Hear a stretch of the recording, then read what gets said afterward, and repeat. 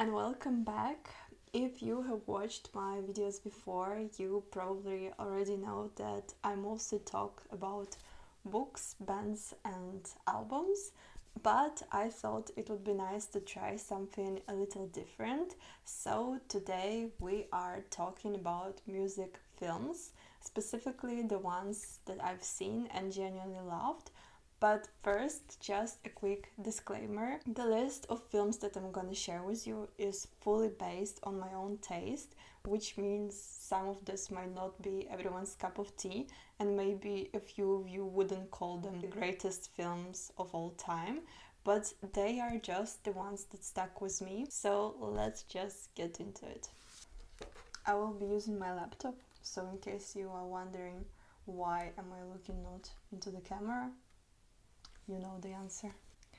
I'm going to start with the one that might make some of you roll your eyes probably, but just bear with me for this one. So, first up is a movie that is called Rockstar.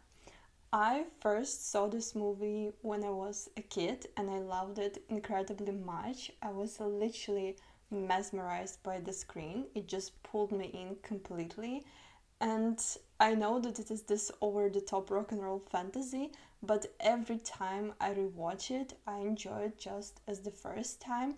And I think the main reason for that is because Rockstar never pretends to be something it is not.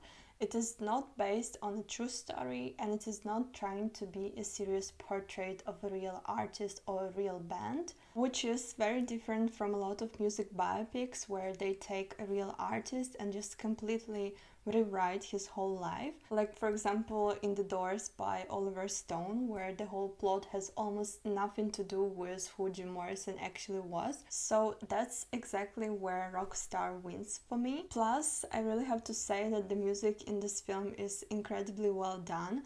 I mean, for a band that doesn't even exist, they put a lot of effort into creating these songs. So just for the songs alone, you should definitely check this movie. But anyway, as I just talked about how The Doors gets Jim Morrison wrong, let me tell you about a film that actually gets it right. When You're Strange came back to cinemas not long ago for the 60th anniversary, I obviously went to see it. I thought it would be just the same movie that I saw online before, but in the cinema they had the special introduction with John Densmore and Robbie Krieger. And then they also played Riders on the Storm with Playing for Change organization. On top of that all, I also won a t-shirt from their Instagram giveaway, so I might be slightly biased about this movie. But if you ask any other Doors or Jim Morrison fan what is the best film about them, most likely the answer will be When You're Strange.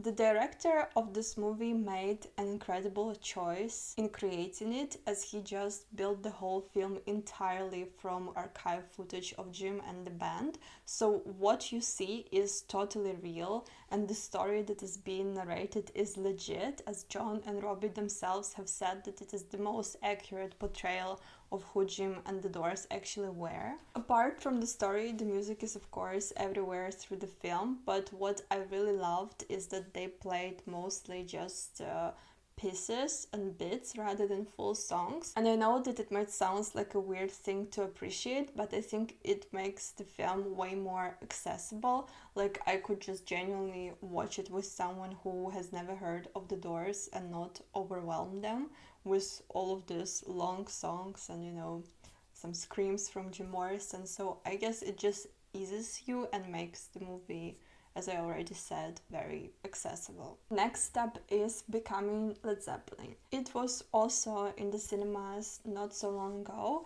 and I think it has a lot in common with When You're Strange, but it definitely takes it one step further, because here it is not just archival footage. There the band members themselves sit down and tell the whole story in their own words. I will be honest, I'm not a huge Led Zeppelin fan. I know only a few songs and that's about it. So I went into this one pretty much as a completely newcomer, and I think that made the whole experience even better because everything was just brand new to me. Already from the very beginning, I was completely hooked because the film starts with the story of London at the time, how the scene was, how the bands came together. So to me, it was very interesting to see how it all was back in the days. But of course, the real shocker to me was learning how fast Led Zeppelin created their albums and how quickly they blew up. The only thing is that they play full songs in the movie, which is obviously beautiful, but I have to admit that I walked out of that cinema with a little headache. I obviously can't deny that Jimmy Page is just an incredibly talented guitar player, probably one of the best ones, but it was just way too much for me. The next one is Janis' Little Girl Blue. Just as with Led Zeppelin, I didn't know much about Janis, so one evening when I had nothing to do, I decided to watch a movie about her and found this one. It has a really good rating on almost every movie website, so I thought it must be a pretty accurate story, and so I gave it a go. Going in, I had this kind of image of her in my head that I gathered from the pictures, from some general vibe that she gave me. So I just assumed that she was this fun and amazing girl who was just living her best life, you know. But as soon as this whole movie started telling her story, everything that I assumed just completely fell apart, and I was not prepared for it. Like, I knew that she died young. I think most people know this information, but I had absolutely no idea about the full story behind it, and when I learned it, it just really broke my heart. What also got me was that they tell her story partly through letters that she wrote, and the letters that she wrote are not fun at all, but it makes you connect with her even more. The only thing is that this film doesn't really focus much on her musical side. It is mostly about her as a person, but I mean, for the story like that, it feels like completely the right choice, so I definitely recommend you to watch it. Now, from one tragic story to another, this one is about John Lennon. I found it completely randomly. I had never heard of it before, but the title caught my eye and I decided to check it out. And since it is literally called The Lost Weekend, A Love Story, I wasn't really expecting to hear a lot about John Lennon's musical career, and I was basically right. So The Lost Weekend offers May Pink's first-hand account of her 18-month romantic relationship with John Lennon.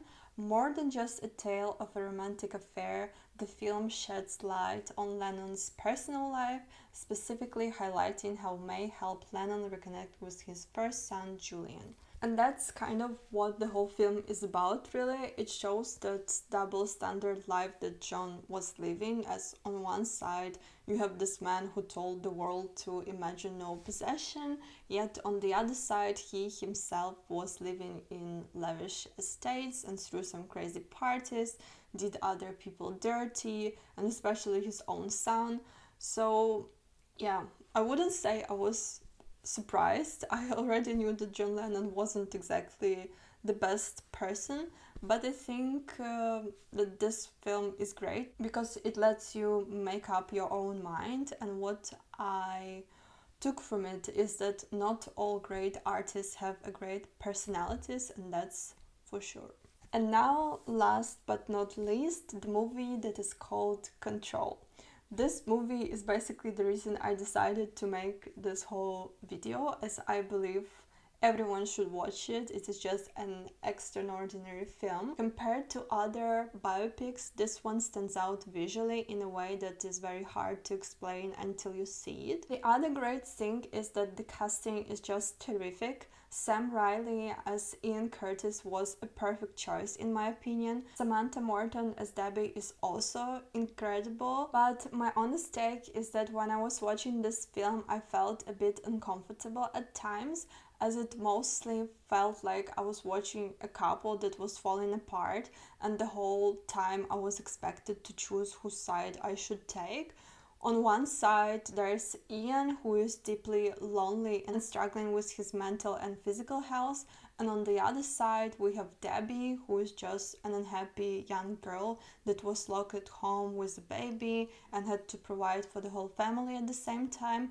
And somewhere in between all of that was Anik, Ian's girlfriend, on the side. So the whole thing was more about this love triangle, which I think kinda downplayed what was really going on with Ian mentally.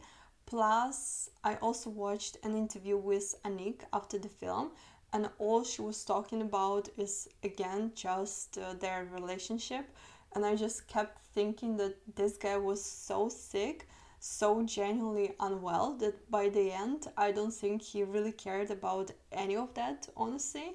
So I wish the film had gone deeper into that. But even with that critique, Control is still an extraordinary watch.